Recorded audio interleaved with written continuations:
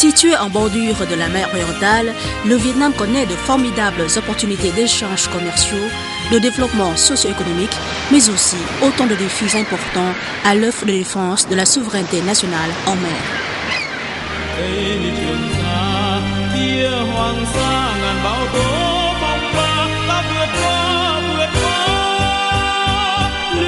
Con tàu mang tín hiệu trong đất liền, mắt em nhìn theo con tàu đi xa mãi giữa nơi biển khơi đang nở rộ ngàn bông hoa san hô, cánh hoa đỏ thắm bao hy vọng anh gửi.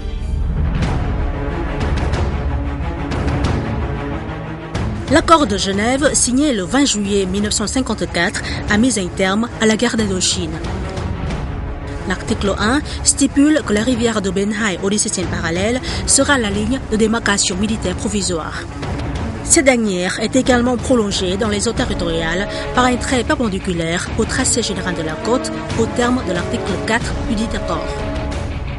L'article 14, pour sa part, stipule qu'en attendant les élections générales qui réaliseront l'unité du Vietnam, la République démocratique du Vietnam prend le contrôle de la partie au nord du 17e parallèle, alors que l'administration civile de la partie au sud est assurée par les forces de l'Union française.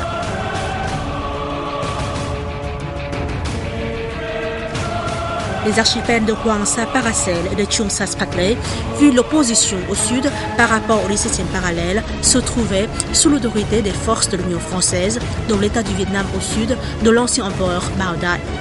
Ces deux archipels étant exclusivement occupés par les Français sans la présence d'aucune autre armée.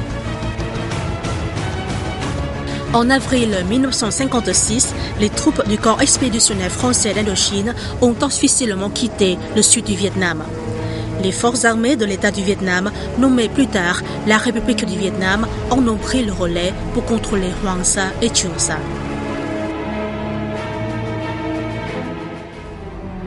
En 1956, la Chine a clandestinement envoyé ses troupes occuper la partie orientale de l'archipel de Hoang Sa Paracel, dont les îles Boisées et Lincoln.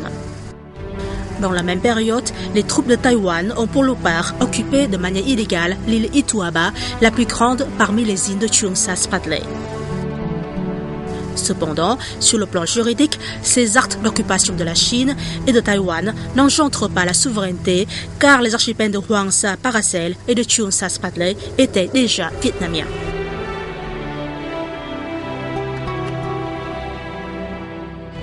En tant que propriétaire authentique des archipels de Hoang Sa Paracel et de Cheung Sa Spratley, l'administration de la République du Vietnam a continué à affirmer sa souveraineté sur ces îles et en a assuré la gouvernance. À l'époque, il existait sur l'île Bateau des maisons d'habitation, une base militaire, une station météorologique, un phare relevant du système international, le temple de la déesse, un appartement ou une stèle de souveraineté du Vietnam. Le 4 juin 1956, le ministre des Affaires étrangères de la République du Vietnam, Vu Van Ngo, a prononcé une déclaration réaffirmant la souveraineté du pays sur les deux archipels de Hoang Sa Paracel et de Cheung Sa Spratley. Après avoir occupé les îles principales à l'ouest de l'archipel de Hoang Sa Paracel, le 22 août 1956, les troupes de la République du Vietnam ont débarqué sur les îles principales de l'archipel de Cheung Sa Spratley. Ils y ont érigé des poteaux en pierre attestant de la souveraineté nationale et hissé des drapeaux. Le 22 octobre 1956, le président de la République du Vietnam a promulgué le décret numéro 143 modifiant les frontières des provinces et chefs-lieux du sud du Vietnam, au terme duquel l'archipel de Cheung Sa Spratley est rattaché à la province de Phuoc Tuy. Il a ensuite promulgué un autre décret rattachant cet archipel à la province de Bà Rịa Vũng Tàu.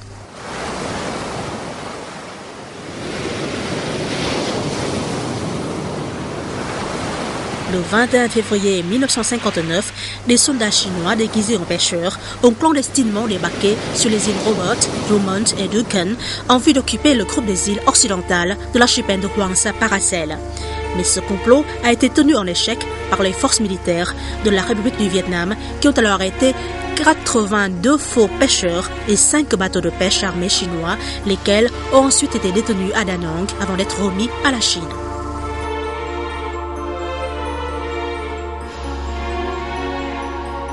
En 1960, l'administration de Saigon a affecté M. Nguyen Ba Thuc, officier administratif de première classe, à Tam Kỳ, Quang Nam, au poste de délégué administratif à Hoang Sa.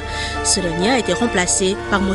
Hoang Yen le 27 juin 1961.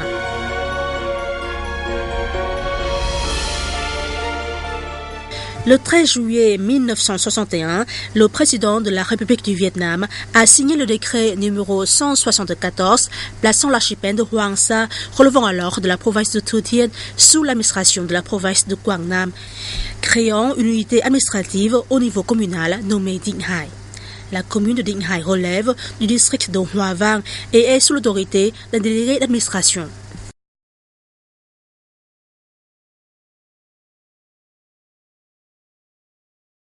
Le 11 avril 1967, l'administration de Saigon a promulgué l'arrêté numéro 809 affectant M. Chen Chuan au poste de délégué d'administration à la commune de Dinh Hai, district de Hoa Vang, province de Quang Nam.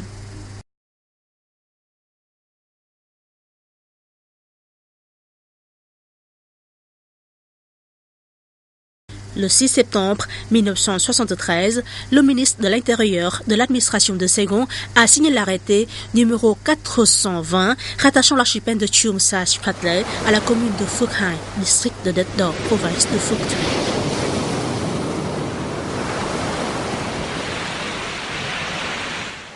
Le 24 septembre 1973, la République du Vietnam a annoncé son projet de prospection pétrolière au large des côtes du centre-Vietnam en face de l'archipel de Hoang Sa.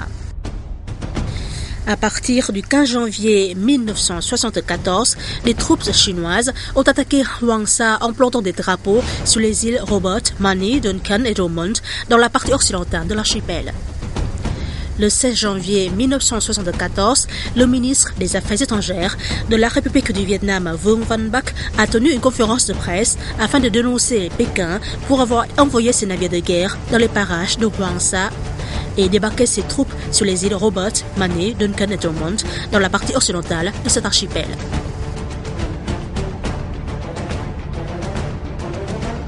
Du 17 au 20 janvier 1974 a éclaté une bataille navale opposant les forces de la marine du Sud-Vietnam aux forces navales, aériennes et d'infanterie de la Chine. Vu le rapport des forces, les troupes du Sud-Vietnam ont perdu la bataille. La Chine a eu recours à la force pour s'emparer de tout l'archipel de Hoang Sa Paracel. La résolution 2625, datée du 24 octobre 1974 de l'Assemblée générale des Nations unies, a bien précisé. Le territoire de l'État ne peut faire l'objet d'une occupation militaire résultant de l'emploi de la force contrairement aux dispositions de la Charte.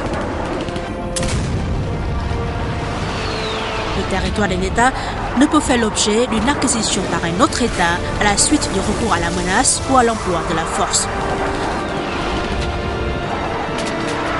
Nulle acquisition territoriale obtenue par la menace ou l'emploi de la force ne sera reconnue comme légale.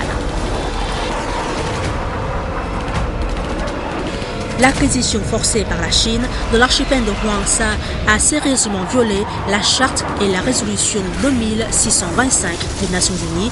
Elle ne peut donc pas établir la souveraineté de la Chine sur cet archipel. L'observateur de la République du Vietnam auprès des Nations Unies a adressé une lettre officielle au président du Conseil de sécurité des Nations Unies lui demandant d'examiner l'acte d'atteinte à la souveraineté du Vietnam sur l'archipel de Hoang Sa Paracel.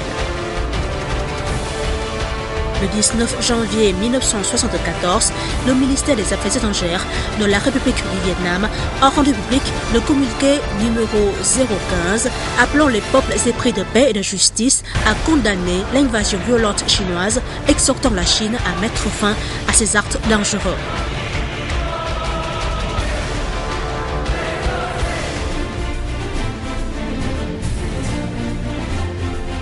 Par la suite, le 14 février 1974 a été publiée la proclamation du gouvernement de la République du Vietnam concernant sa souveraineté sur les îles au large de ses côtes. an après, le 14 février 1975, le ministère des Affaires étrangères a publié le livre blanc sur les archipels de Hoàng Sa et de Trường Sa, affirmant la souveraineté du Vietnam sur l'archipel de Hoàng Sa et protestant contre l'invasion chinoise sur le territoire vietnamien.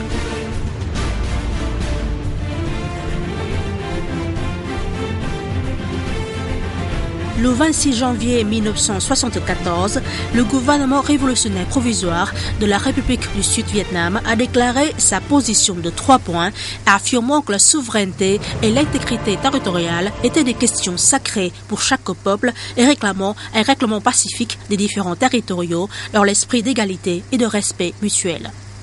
Sau cái hiệp định Paris về Việt Nam năm 73 thì chính phủ cách mạng lâm thời Cộng hòa Miền Nam Việt Nam tiếp tục. Après la signature des accords de Paris de 1973, le gouvernement révolutionnaire provisoire de la République du Sud-Vietnam a continué de militer pour l'exécution de ces accords au Vietnam en représentant le peuple du Sud-Vietnam dans toutes les questions internationales. Dans ce contexte, nous avons mené une lutte très vive au Sud-Vietnam en mettant l'accent sur une position de 3 points comme suit.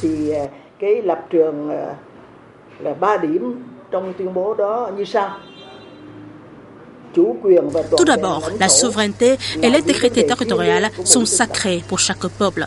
Deuxièmement, les différends historiques, souvent complexes, concernant les frontières entre pays voisins, méritent d'être réexaminés de manière scrupuleuse. Troisièmement, les pays concernés doivent examiner ces questions dans un esprit d'égalité, de respect mutuel, de voisinage amical. Il faut les régler par voie de négociation. Phải xem xét các vấn đề này trên tinh thần bình đẳng, tôn trọng lẫn nhau, láng giềng hữu nghị và giải quyết bằng biện pháp thương lượng. Depuis mai 1975, la marine populaire du Vietnam a pris en charge le contrôle et la gestion de tout l'archipel de Trường Sa et d'autres îles en mer orientale. Le 5 juin 1976, le porte-parole du ministère des Affaires étrangères du gouvernement révolutionnaire provisoire de la République du Sud-Vietnam a réaffirmé la souveraineté vietnamienne sur les archipels de Hoàng Sa et de Trường Sa, ainsi que le droit du pays de défendre sa souveraineté.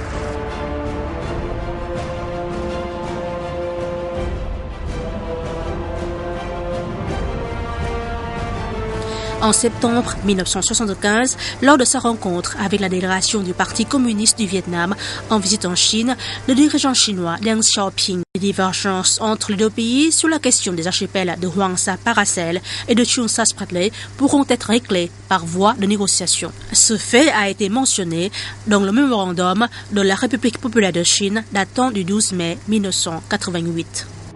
Le 2 juillet 1976, lors de sa première session, l'Assemblée nationale, 6e législature, a décidé de donner au pays une nouvelle appellation, la République socialiste du Vietnam.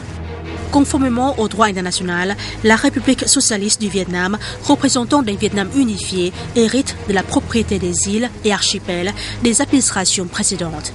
Il a pour responsabilité de continuer à affirmer et défendre la souveraineté du pays sur les archipels de Hoàng Sa et de Trường Sa.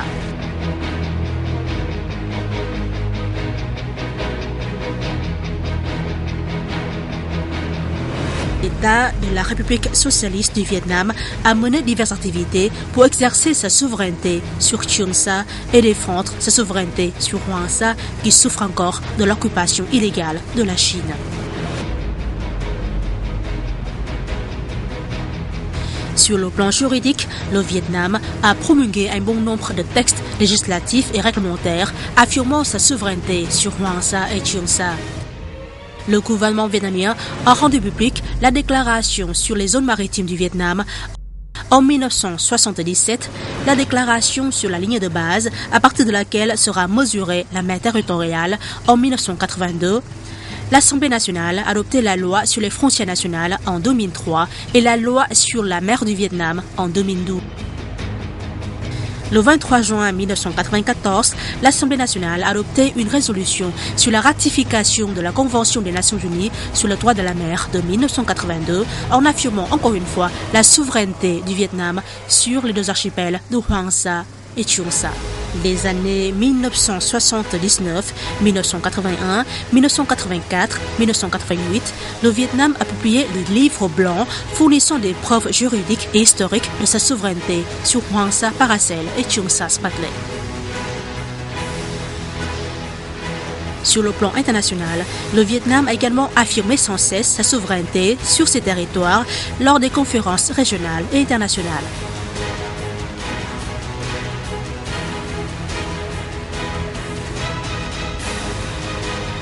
À la deuxième conférence météorologique de la région asiatique en 1980, le Vietnam a lutté pour que sa station météorologique sur l'île de Ba To soit maintenue sur la liste des stations relevant du système international. De plus, la conférence mondiale des radiocommunications en 1983 a accepté de reconsidérer la proposition du Vietnam de diffuser des émissions dans les espaces des Paracel et des Spratly. Pour mener à bien l'administration des deux archipels de Hoàng Sa et de Trường Sa, le Vietnam a promulgué bien des documents établissant les limites administratives de ces territoires.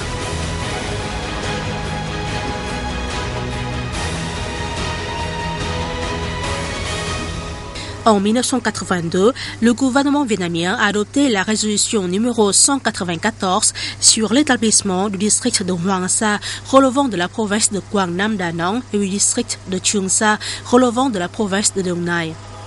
En décembre 1982, l'Assemblée nationale de la 7e législature a approuvé une résolution annexant le district de Trường Sa à la province de Phu Khanh, actuellement province de Khánh Hòa.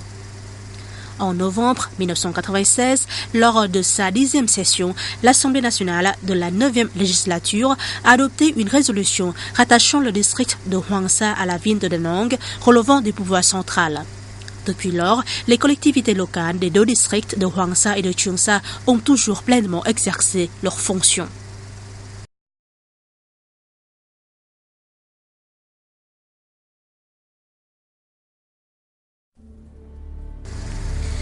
En 1988, la Chine a eu recours à la force pour s'emparer de certains hauts-fonds découvrants de l'archipel de Trường Sa, Spratly. D'intenses préparatifs avaient été faits en 1987. La marine chinoise a successivement mené les exercices militaires au sud de la mer Orientale et à l'ouest du Pacifique.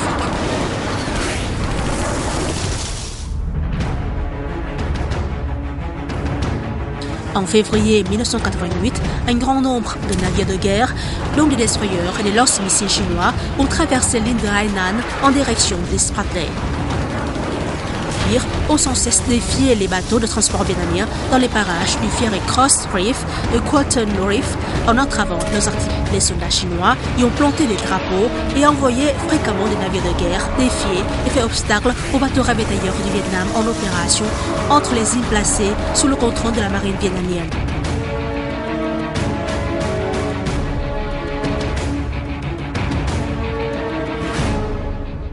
Le 14 mars 1988, une flottille chinoise de 6 bâtiments de guerre, de 3 escorteurs numérotés 502, 509 et 531, dotés de missiles et canons de 100 mm, a attaqué et fait couler 3 bateaux ravitailleurs du Vietnam en opération dans les récifs de Lansdowne, de Collins et de Johnson, du groupe d'îles de Sinkoe, de l'archipel de Trường Sa, Spratly.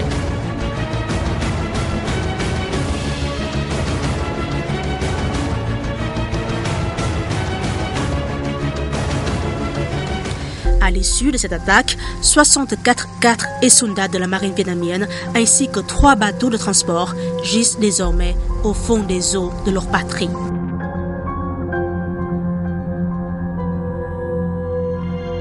La Chine s'est ainsi emparée par la force et de manière illégale des récifs suivants: Fiery Cross, Quatorn, Gavin, Hughes, Johnson et Subi de l'archipel de Trường Sa, Spratly du Vietnam.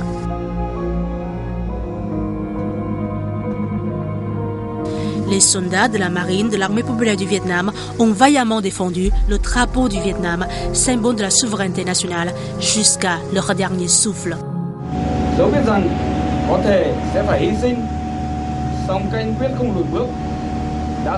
Au risque de périr, nos soldats étaient déterminés à ne pas reculer. Ils ont accepté de se sacrifier pour défendre les eaux nationales jusqu'au dernier souffle.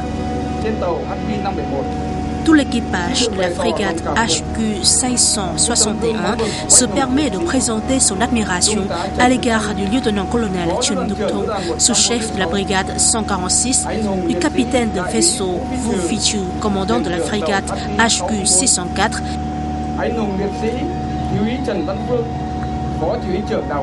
du sous-lieutenant mort pour la patrie Chen Van-Phu, sous-commandant de l'île Johnson, qui, en dépit des attaques ennemies, a su garder le sang-froid.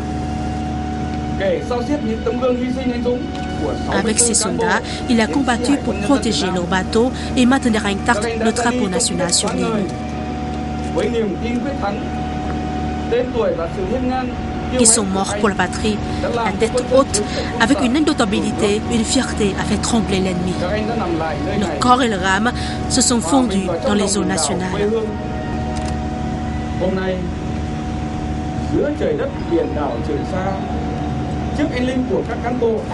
Aujourd'hui, à Chunsa, devant ce ciel, cette mer, cette terre imprégnée de l'âme de tous ces héros retraités, avec tout notre respect, toute notre gratitude, nous nous engageons à être à la hauteur des aspirations et de la confiance des prédécesseurs.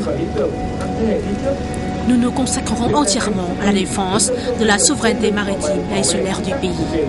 Avec tous nos sentiments, notre admiration, notre gratitude et nos profondes émotions, nous nous permettons de faire des offrandes aux morts pour la patrie. Ils reposent en paix au sein de leur terre-mère et bénissent les générations actuelles et futures dans l'œuvre de défense des frontières maritimes de l'archipel de Chunsa qui nous tient au cœur.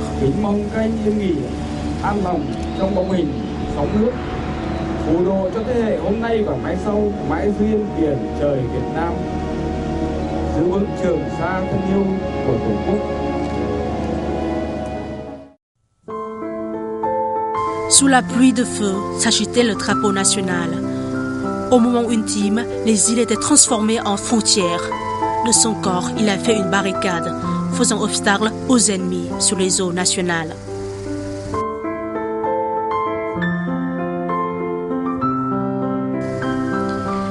En 1988, le Vietnam a adressé de nombreuses notes diplomatiques à l'Organisation des Nations Unies afin de protester contre le recours à la force par la Chine pour s'emparer de certains récifs de l'archipel de Cheong Sa Spratley du Vietnam.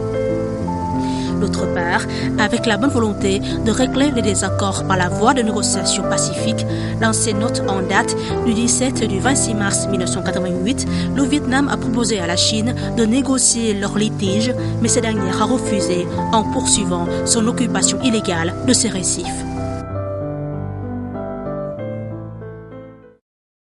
Le 13 avril 1988, la Chine a rattaché les deux archipels de Hoàng Sa, Paracel et de Cheong Sa Spratley à la province de Hainan. Le lendemain, le 14 avril 1988, le ministère des Affaires étrangères du Vietnam a contesté cet acte illégal. Le gouvernement vietnamien a mené de nombreuses actions concrètes pour exercer sa souveraineté en protestant catégoriquement contre les actes portant atteinte à sa souveraineté sur Hoàng Sa et Cheong Sa. Par différents moyens, remise de notes manifestant sa protestation, déclaration du porte-parole du ministère des Affaires étrangères.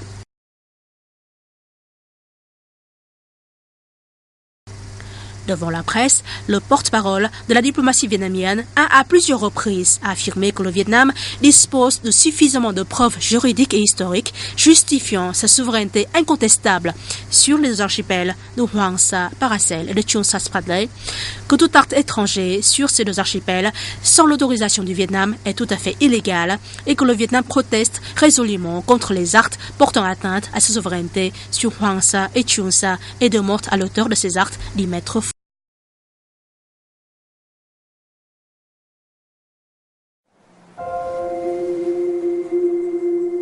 Lors des négociations sino-vietnamiennes sur les frontières, à propos des questions maritimes, la délégation vietnamienne affirme toujours que les archipels de Hoàng Sa, Paracel et Cheong Sa Spratley relèvent de la souveraineté du Vietnam. Afin d'encourager et de motiver les soldats en mission sur les îles lointaines, les dirigeants du parti et de l'État leur rendent souvent visite pour leur donner du courage dans la protection des îles sacrées de la patrie.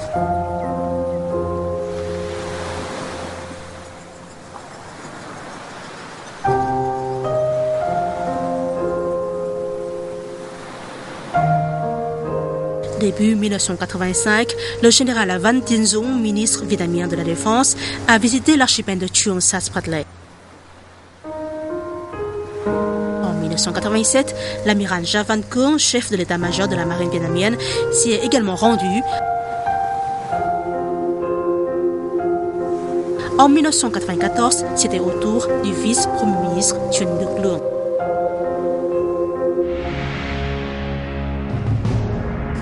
Le 21 juin 2012, la Chine a rendu publique sa décision de créer ce qu'elle appelait ville de Sansha, qui inclut les deux archipels de Hoang Sa Paracel et de Chuon Sa Spratley, sur une superficie maritime de plus de 2 millions de kilomètres carrés.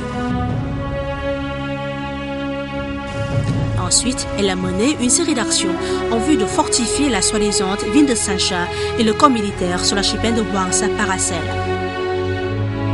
Ces actes frauduleux constituent une violation grave de la souveraineté du Vietnam sur Hoang Sa et Chuon Sa, vont à l'encontre de la Charte des Nations Unies et des normes du droit international et sont contraires à l'esprit de la déclaration sur la conduite des parties en mer orientale (DOC). Si nous examinons l'histoire de l'archipel des Paracels, nous constaterons que le Vietnam et la Chine prétendent chacun avoir plus d'avantages dans la revendication de la souveraineté sur ces îles. En fait, il ne s'agit pas de disputes en mer, mais de débats sur le droit international. Quand nous parlons du code de conduite ou de la déclaration sur la conduite des parties orientales, COC et DOC, vous demandez quelle est la différence entre ces documents et s'ils sont juridiquement contraignants. Donc la question qui se pose est la suivante. En réalité, quels pays ont refusé de signer le COC?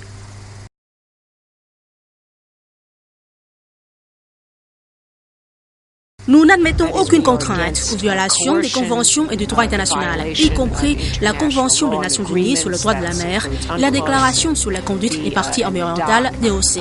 Ce qui nous préoccupe, c'est que ces conventions risquent d'être violées par ce qui se passe en ce moment.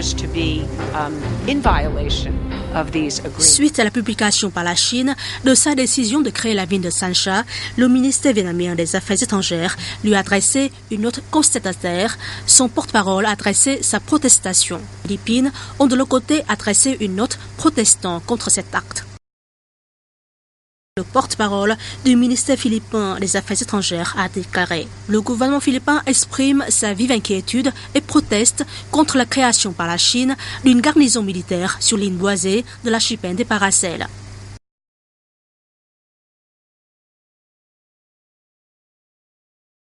Dans sa déclaration du 3 août 2012, le porte-parole du département d'État américain s'est aussi opposé à la création par la Chine de la soi-disant ville de Sansha et d'une garnison militaire sur cette ville. Le Sénat américain avait pour sa part approuvé la résolution 524 sur la mer orientale et les parlementaires avaient vivement critiqué les agissements chinois concernant la soi-disant ville de Sansha.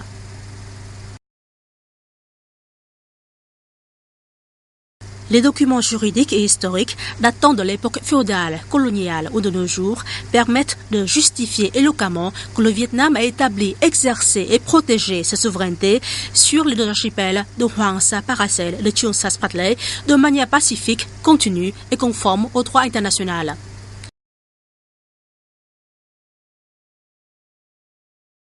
Le professeur Gillian Triggs, directrice du Centre de droit, Université de Sydney, Australie, connue pour ses travaux de recherche de longue haleine intitulés « Conflits frontaliers en mer orientale, questions juridiques internationales », a précisé.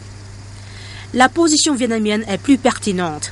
La Chine ne peut pas revendiquer sa souveraineté sur la base de l'occupation et le Vietnam a à plusieurs reprises protesté contre la Chine pour maintenir son titre issu des preuves historiques.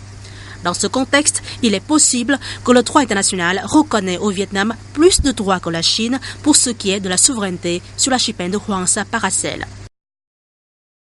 En ce qui concerne l'archipel de Chuon Sa Spratley, le professeur Gillian Triggs a émis des observations suivantes. Grâce à la prise de possession et du contrôle datant de la colonisation française, le Vietnam semble avoir des revendications plus fortes sur l'archipel des Spratley par rapport à d'autres États.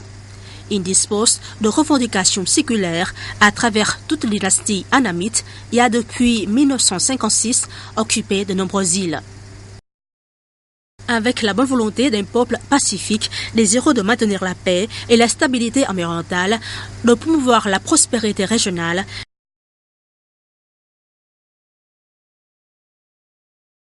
le Vietnam est disposé à régler par voie pacifique des litiges avec les parties concernées sur la base du respect du droit international. Le 25 novembre 2011, à la deuxième session de l'Assemblée nationale, 13e législature du Vietnam, le Premier ministre de la République socialiste du Vietnam, Nguyen Tân Dung, a précisé la position du pays concernant le règlement des litiges liés aux archipels de Hoàng Sa, Paracel et de Trường Sa, Spratly. La position du Vietnam est immuable. L'archipel de Hoàng Sa lui appartient.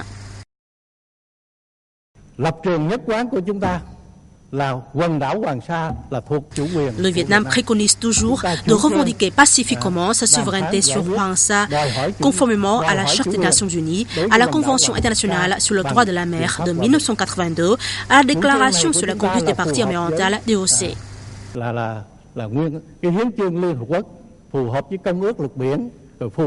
Pour ce qui est de l'archipel de Trường Sa, le Vietnam préconise d'appliquer à la lettre la Convention internationale sur le droit de la mer de 1982, la Déclaration sur la conduite des parties environnementales DOC,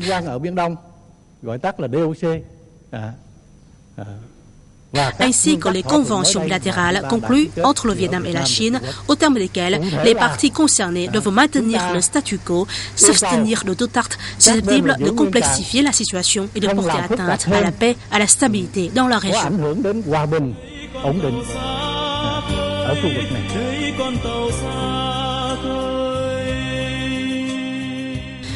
Tout au long de l'histoire nationale, les États vietnamiens successifs ont mené des activités d'exploitation, de gouvernance et d'exercice de la souveraineté de manière pacifique et continue sur les deux archipels de Hoàng Sa, Paracel et de Trường Sa, Spratly.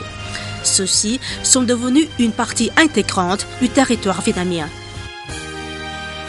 Ils sont imprégnés de l'âme sacrée de la nation vietnamienne.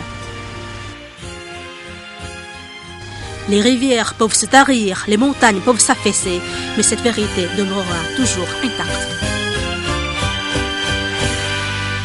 Vầng trăng sáng trên biển xa, vầng trăng sáng ngoài đảo xa, và nghe tiếng ngân nga ru lòng ta bao lời ca quê nhà.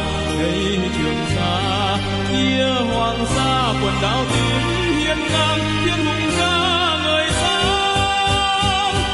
Năm con tàu quen sóng cả quen gió biển, nước ra màu nắng tươi giòn thêm anh thép. Cánh chim hải âu bốn mùa về cùng anh vui xa khơi, cánh hoa biển trắng là kỷ niệm anh gửi về tặng em. Đây súng khoác trên vai trăng đầu núi soi hình anh đang đứng đó, nhắn về đất liền cánh buồm chờ đầy tin yêu. Sóng du mối tình đời thủy thủ càng thêm yêu. Đây con tàu xa khơi, đây con tàu xa khơi. Ơi ánh mắt em yêu như biển xanh, như trời xanh trong nắng mới. Nhớ cả dáng hình em mùa gặt nặng đôi vai. Sóng du mối tình đời thủy thủ càng thêm vui. Đây con tàu xa khơi, đây con tàu xa khơi, đây con tàu xa